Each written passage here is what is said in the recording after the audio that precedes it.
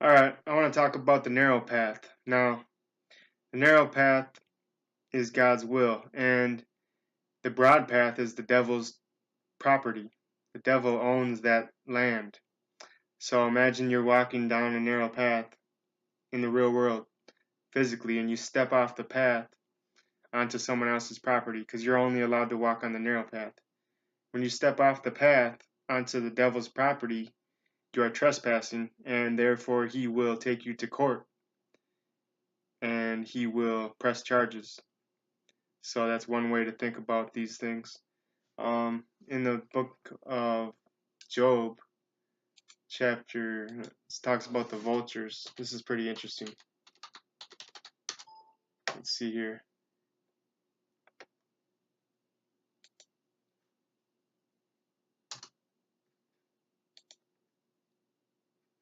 There is a path which no fowl knoweth, and which the vulture's eye has not seen. So there is a path which the vulture's eye has not seen. Job chapter 28, verse 7. Job 28:7. So when we step off the path, these vultures, I believe sent by the devil or God, come and attack. Vultures are known for eating the dead. And when we step off the path of life, we become dead spiritually.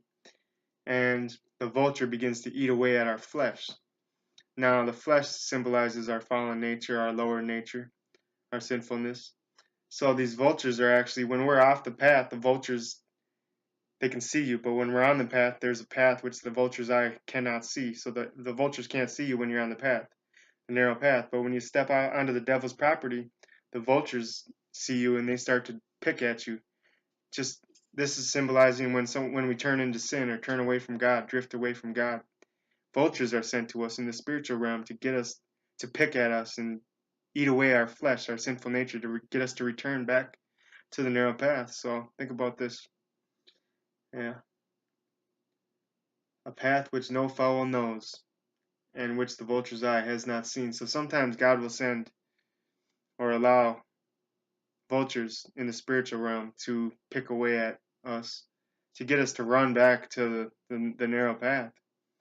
You've seen the movie The Birds. I mean, all those birds picking at people and stuff. It's pretty wild. And in Revelation, it talks about the feast. You know that? It talks about the feast, the great feast, where all the birds of the sky are allowed to eat the flesh of men. This is the sinful nature. So it's all an experience that we have throughout our walk in this Christian life. All right. Catch you later.